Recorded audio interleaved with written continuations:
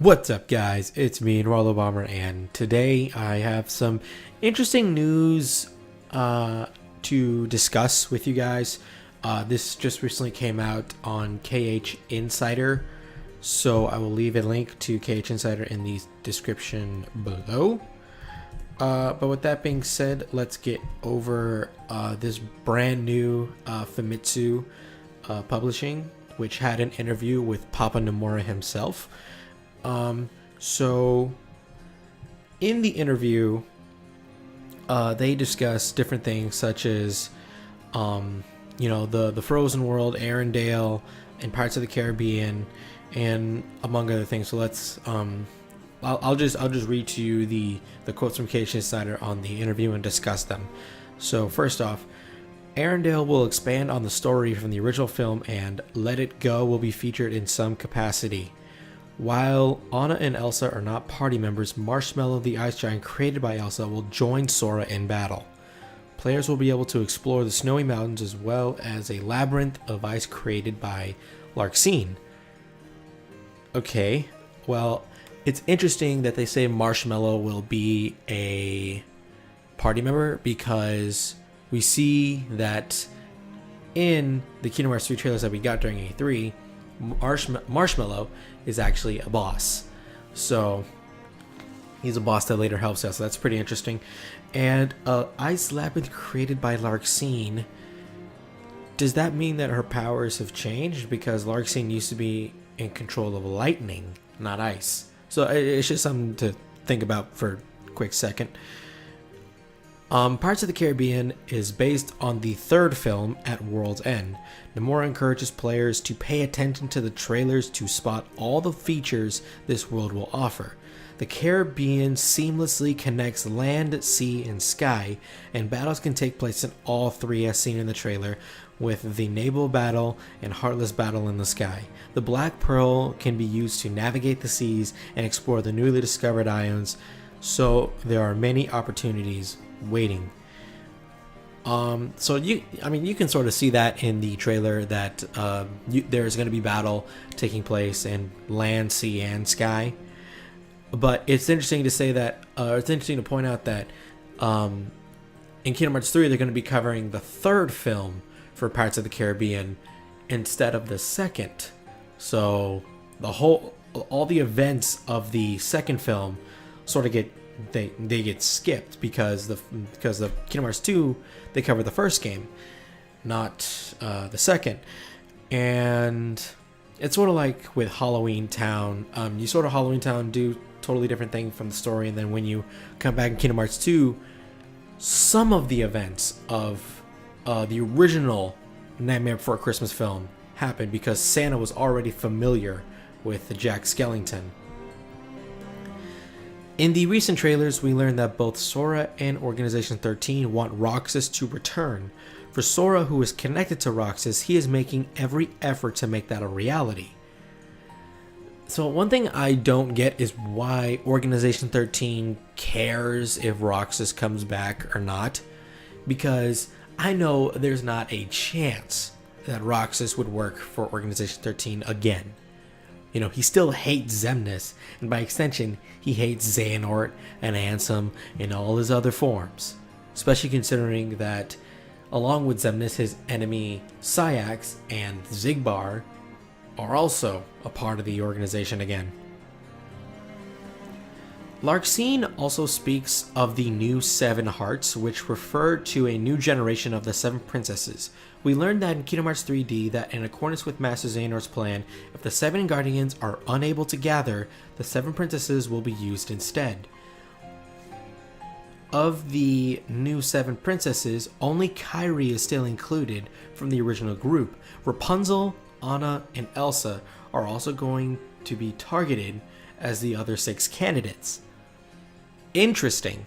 So, a Princess of Heart, as we now know, doesn't just be born as one. I mean, they can be, but it's clear that from this that you become a Princess of Heart at a random time, and I guess if you meet the certain conditions, so Kairi, she's been a Princess of Heart pretty much her whole life. And she's still a Princess of Heart. But Jasmine, Snow White, Belle, all those other girls are no longer Princesses of Heart. They are of the old generation.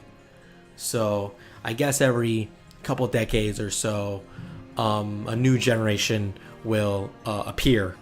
And it doesn't have to be all at once, but they sort of get replaced over time with someone else.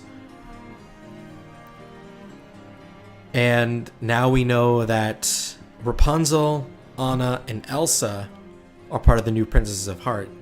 And Kairi still being one of them, that leaves 3 other princesses that we don't know about who will be revealed in Kingdom Hearts 3, and they will be the new generation of the Princesses of Heart. Like Mobile One and GNN, Famitsu reports on the summary video that will be released within the month to help players catch up with the series. They've just finished recording the Japanese version. It will take several hours long and be split into 5 parts, with narration provided by Chirithy. These videos will be released on the official website, and they are considering including it in the game as well. So Nomura encourages players to watch the videos, play the HD remasters, and then wait for Kingdom Hearts 3 to release. So this is actually what I was going to talk about a little bit later, but since it's brought up now, I guess I can talk about it. So as you can see, they're releasing a new video that's gonna, I guess you can call it a movie.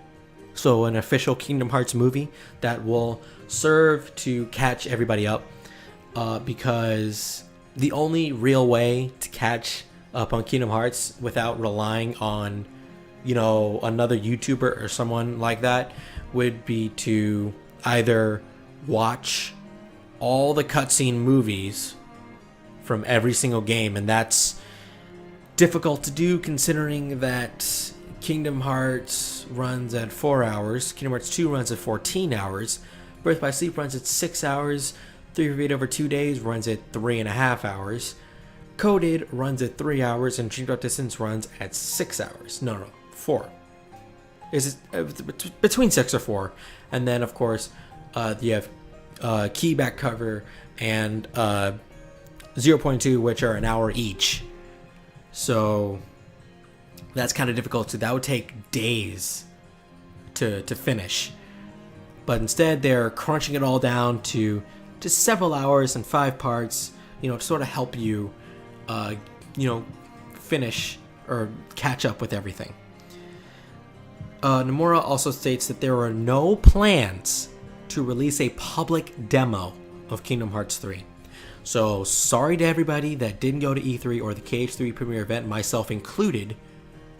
There will be no demo for Kingdom Hearts 3 that will be released on PlayStation Store and the Microsoft Store. They're not going to do that because, and HMK talked about this before, but they don't owe us anything. So they could release a demo if they want to, but they're not gonna. However, fans in Japan will have the opportunity to play at the Tokyo Game Show. So if you can find a way to get a plane ticket to Japan and find a hotel room to stay at for a couple days, you'll be able to play. But just heads up, if you go, it's going to be in Japanese completely. It's going to be difficult to do a lot of things. Nomura also apologizes for the delay, but he hopes everyone can just wait a little longer until Kingdom Hearts 3 releases on January 25th, 2019 in Japan, and January 29th in Western territories. So Nomura is just giving a standard apology for the delay, since no one saw this coming. They said 2018. Next thing you know, January 2019. We're like, what? And there's also something about Aqua that Nomura talked about the past couple days. Nomura stated that in the trailer, he was more surprised by us being surprised at Aqua being Norded. He figured fans would be more surprised at the Frozen reveal. Now, while Frozen was a pretty big surprise to us, Aqua, the Pillar of Light in the Realm of Darkness, being turned into a Xehanort is a bit more shocking to us. But apparently, Nomura said that he didn't think that it was going to be that big of a surprise, and that, you know, you could have seen that coming. I wouldn't have seen that coming. Nomura, stop it. Stop it. They also, there was also from the Gaming News Network, they also interviewed Nomura, and they interviewed him about Aqua's appearance in the E3 trailers, and if Terra and Ventus will also show up. He answered saying that all major characters that have appeared in the last 15 years will appear in Kingdom Hearts 3. So that includes everybody. So Ericus, Xehanort, all his other forms, Sora, Riku, Kairi, Terra, Ven, Aqua, they're all going to show up. Fans were distraught after learning that Aqua had fallen into darkness, but he can't disclose any spoilers. It doesn't mean she cannot be saved, however. Everyone will just need to try their best when the time finally comes. So, it is possible that Aqua can be saved from being Norded, or being from the darkness. However, it's kind of off-putting when I see everyone will just need to try their best when the time finally comes. Does that mean that there is a possibility of us choosing to save Aqua or not? Because we've never really had choices in Kingdom Hearts. You sort of have to do things the way the game wants you to. The only choices I can really think of are the small things, like the questions at the beginning of Kingdom Hearts and at the end of Dream Drop Distance. There's also the small little things like you not completing Monstro and Kingdom Hearts 1 right away, but instead you come back after you defeat Riku. You know, those alternate cutscenes, but those are just alternate cutscenes. They don't change the plot overall.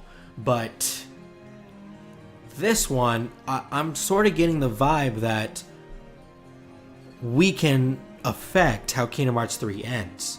And for anybody that was wondering about where Axel and Kairi, where Lee and Kairi were, you know, Nomura said that all places or original worlds are divided into two categories. You know, the original worlds such as like Hollow Bastion, Destiny Island, stuff like that.